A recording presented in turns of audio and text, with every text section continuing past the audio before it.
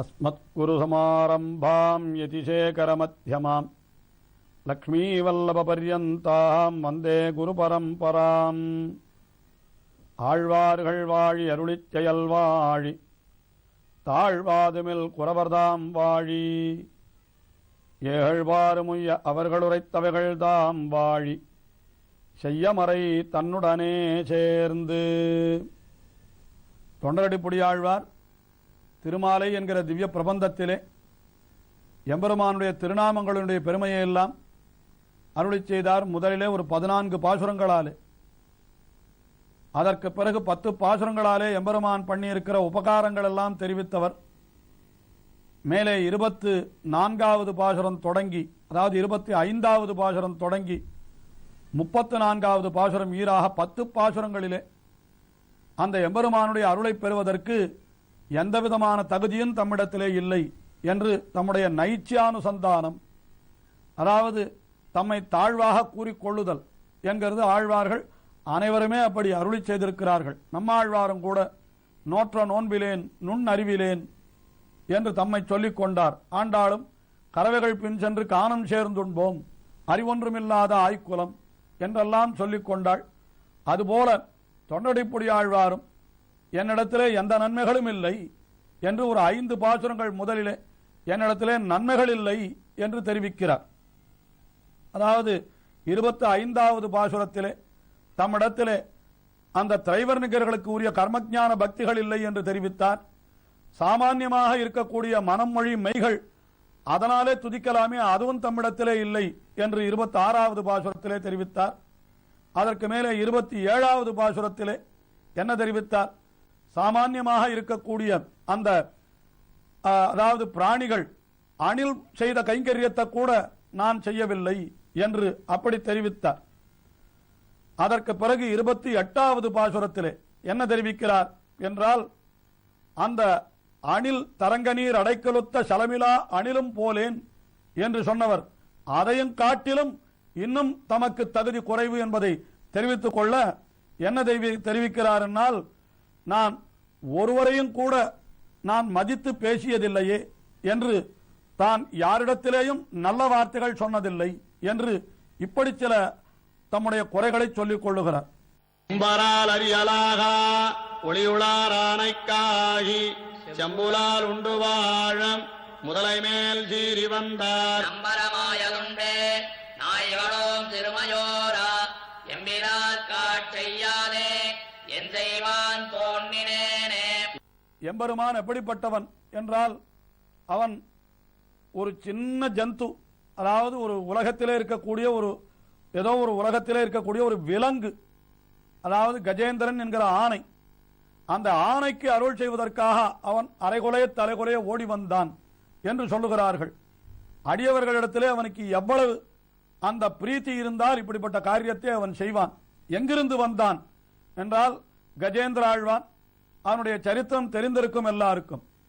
ஒரு தாமரையை பறிப்பதற்காக குளத்திலே இறங்கினான், எம்பெருமானுக்கு சமர்ப்பிக்க வேண்டும் என்பதற்காக. அங்கே ஒரு முதலை அந்த கஜேந்திரனுடைய காலை பிடித்துக் கொண்டது. உடனே அவன் ஆதி மூலமே என்று கதறினான். கதறின அடுத்த கணம் அந்த பரமபதத்திலிருந்து ஓடி வந்தான் எம்பெருமான். அதை தெரிவிக்கிறார் இந்த பாசுரத்திலே. உம்பரால் அரியலாகா ஒளியுளார். அந்த எம்பெருமான் இருக்கிற இடம் எது என்றால், அந்த இடம் பரமபதம். அந்த பரமபதத்திற்கு ஒளி என்றே இங்கே சொல்லை பிரயோகம் பண்ணுகிறார் தொண்டரடிப்புடி ஆழ்வார். ஏனென்றால் ஒளிமயமாய் இருக்கக்கூடிய இடமாம் அந்த ஸ்ரீவைகுண்டம் என்கிற பரமபதம். அந்த ஒளி உளார் என்னால் ஒளிமயமான அந்த ஸ்ரீவைகுண்டத்திலே எழுந்தருளி இருக்கிற எம்பெருமான். அந்த இடம் எப்படிப்பட்டது என்றால், உம்பரால் அறியலாகா என்று பிரம்மாதி தேவர்களாலும் கூட அந்த பரமபதத்தினுடைய பெருமையை அறிய முடியாது. அவர்கள் நெஞ்சாலே கூட நினைக்க முடியாத அப்படிப்பட்ட உயர்ந்த இடம்.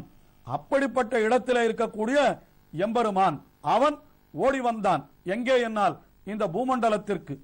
எதற்காக ஓடி வந்தான் என்றால், அதை கஜேந்திரனுடைய அவனுடைய அடியவனான கஜேந்திரன் அவனுடைய காலை பிடித்துக் கொண்டதல்லவா அந்த முதலை, அந்த முதலையை தண்டிப்பதற்காக அப்படி ஓடி வந்தான் என்பதை செம்புலால் உண்டு வாழும் முதலை மேல் சீறி வந்தார். இது செம்புலால் உண்டு வாழும் என்னால் தன்னை காட்டிலும் சிறிய ஜந்துக்கள் அதை உண்பதையே இயற்கையாக உடையது ஒரு முதலை. இது ஒரு நீர் புழு என்கிறார் பெரியவாச்சான் பிள்ளை. இதை வதம் செய்வதற்கு இவ்வளவு எம்பெருமான் கோபம் கொள்ள வேண்டுமோ என்று நினைக்கும்படியாக அதன் மேலே அப்படி சீறி வந்தார் என்றால் இதிலிருந்து என்ன தெரிகிறது என்றால், தன்னுடைய அடியவனுக்கு ஒரு துன்பம் ஏற்பட்டால் அதை பொறுக்காதவன் எம்பெருமான். அது எவ்வளவு சிறிய ஜந்துவா இருந்தாலும் அதன் மேலும் அப்படி அவன் கோபம் கொள்ளுகிறான் என்று தெரிகிறது. ஆனால் அப்படிப்பட்ட எம்பெருமான் அவனையும் நான் துதிக்காமல் விட்டுவிட்டேனே என்கிறார். நம்பரமாயதுண்டே நாய்களோம் சிறுமயோரா. நம்பரமாயதுண்டே என்றால் நம்மிடத்திலே பரம் என்று எது உண்டு, நம்மிடத்திலே என்ன சுமை இருக்கிறது, எல்லாவற்றையும் எம்பெருமானுடைய திருவடிகளிலே போட்டு நீயே எனக்கு உபாயமாவாய் என்று சொல்லிவிட்டால் எல்லாவற்றையும் அவன் பார்த்துக் கொள்ளுகிறான். ஆனால் அதையும் நாம் செய்யவில்லை. நாம் எல்லாம் எப்படிப்பட்டவர்கள்? நாய்களோம் என்றால் மிகவும் நாய் போன்ற நாம் சிறியவர்கள். ஆனால் அதை கூட எம்பெருமான் பார்ப்பதில்லை. நமக்கு நாய்களோம் சிறுமை, அந்த சிறுமையை ஓராமல் அதையும் கூட பார்க்காமல் நமக்கு அருள் செய்கிறான் எம்பெருமான். அப்படிப்பட்ட எம்பெருமானுக்கு ஆட்செய்யாதே, அவனுக்கு நான் தொண்டு செய்யாமல் இப்படி அழியத்தேன் அயர்க்கின்றேனே, நான் இப்படி வீணாக என்னுடைய காலத்தை கழித்து விட்டேனே என்று தம்முடைய வருத்தத்தை தெரிவிக்கிறார். இப்படியெல்லாம் நான் செய்து விட்டேனே என்று வருந்துகிறார். அடுத்த பாசுரத்திலே தெரிவிக்கிறார். என்ன தெரிவிக்கிறார்? நான் ஒருவரையும் பார்த்து ஒரு நல்ல வார்த்தையும் சொல்லாமல் இப்படி நான் பாழே போக்கிவிட்டேனே என்று தெரிவிக்கிறார். ஊரிலேன் காணி இல்லை, உறவு மத்தொருவரில்லை, பாலில் நின் பாதமூலம் பத்திலேன் பரமமூர்த்தி. ஆரோடி வண்ணனே கண்ணனே கலருகின்றேன், ஆருடல் கலைகணம்மா அரங்கமானவருடானே. ஆழ்வார் தமக்கு ஒன்றும் நன்மைகள் இல்லை என்று சொல்லிக் கொள்ளுகிற பாசுரம் இது. அதிலே இது கடைசி பாசுரம் என்று சொல்லலாம், 5வது பாசுரம்.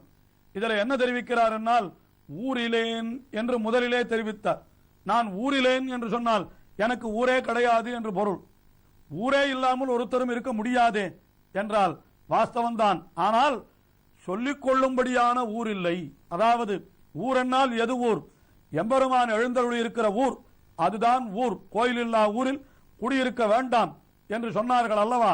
ஆயினாலே எம்பெருமான் எழுந்தருளி இருக்கிற ஒரு திவ்ய தேசத்தை நான் ஊராக உடையேன் அல்லேன் என்று தெரிவிக்கிறாராம். அப்படி எனக்கு ஒரு வாய்ப்பு கிட்டி இருந்தால் எனக்கு அதுவே எனக்கு நன்மை பயந்திருக்குமே. ஆனால் ஊரிலேன், எனக்கு ஊர் இல்லை என்றாலும் கூட அந்த திவ்ய தேசத்திலே ஒரு காணி நிலமாவது இருந்தால் அந்த நிலத்தை பராமரிப்பதற்காகவாவது அவ்வப்பொழுது அங்கே சென்றிருக்கலாமே. அதுவும் எனக்கு இல்லை, காணி இல்லை, எனக்கு அதுவும் இல்லை என்றார்.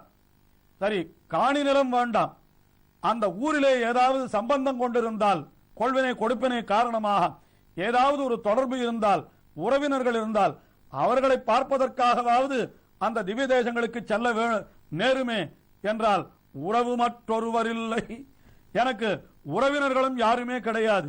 அப்படி திவ்ய தேசத்திலே இருக்கக்கூடிய உறவினர்கள் முதல்ல உறவினர்களே கிடையாது, அப்புறம் திவ்ய தேசத்திலே உறவினர்கள் எனக்கு எங்கே இருக்க போகிறார்கள்? இப்படி எனக்கு எந்த நன்மையுமே இல்லை என்று தெரிவித்துக் கொண்டே வந்தார். ஆனால் இப்படி சொன்னவர் கடைசியில் உறவு மற்றொருவர் இல்லை, பாரில் நின் பாதமூலம் பற்றிலேன். எதுவுமே இல்லை என்றாலும் கூட இருக்கிற இடத்திலிருந்து எம்பெருமானுடைய திருவடிகளை பற்றி இருந்தால் அதுவே உயர்ந்த பேற்றுக்கு வழிவகுத்து இருக்குமே என்றால் அப்படியும் கூட நான் செய்யவில்லை. பாரில் நின் பாதமூலம் பற்றிலேன், உன்னுடைய பாதத்தையும் நான் பற்றாமல் விட்டுவிட்டேன் என்று தம்முடைய அந்த அயோக்கியத்தை, அதாவது தமக்கு தகுதி இல்லாமை அத்தை சொன்னாராம்.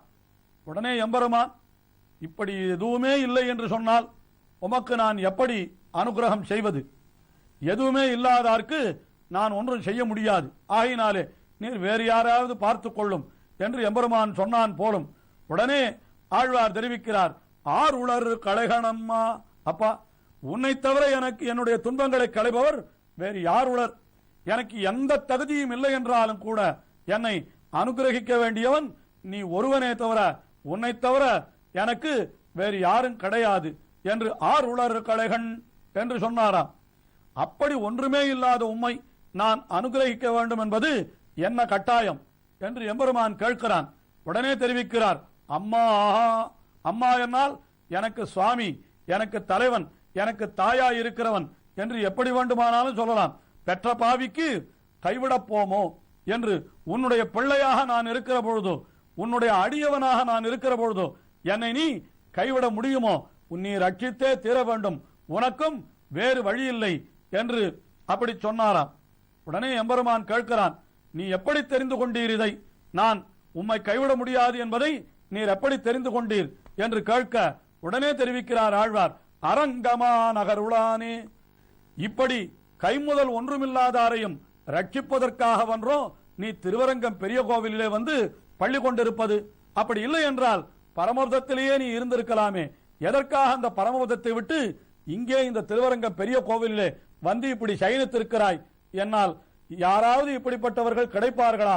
அவர்களையும் நாம் ரட்சிக்க முடியுமா என்று பார்ப்பதற்காகவன்றோ நீ இப்படி திருவரங்கம் பெரிய கோவிலிலே வந்து எழுந்தருளி இருக்கிறாய் என்று இந்த பாசுரத்திலே தெரிவித்தார். அதாவது எப்பேற்பட்ட தகுதியற்றவர்களையும் கூட ரட்சிப்பதற்காகத்தான் எம்பெருமான் திருவரங்கம் முதலான திவ்ய தேசங்களிலே எழுந்தருளி இருக்கிறான். ஆகையினாலே அந்தந்த திவ்ய தேசங்களிலே போய் அவனை நாம் சேவித்தோமானால் நிச்சயமாக நமக்கு அவன் அருள் புரிவான் என்ற கருத்து இங்கே நமக்கு மறைமுகமாக தெரிவிக்கப்படுகிறது என்று நாம் கொள்ளலாம். இப்படி ஆழ்வார் தமக்கு தகுதி இல்லாமையை இப்படிப்பட்ட பாசுரங்களாலே, 5 பாசுரங்களாலே என்னிடத்திலே நன்மைகள் எதுவுமே இல்லை என்று வரிசையாக தெரிவித்துக் கொண்டே வந்தார். இன்னும் சில பாசுரங்களிலே தம்முடைய தகுதியின்மையை வெளியிடுகிறார். அது மேல் பாசுரங்கள் தொடர்ந்து அனுபவிப்போம்.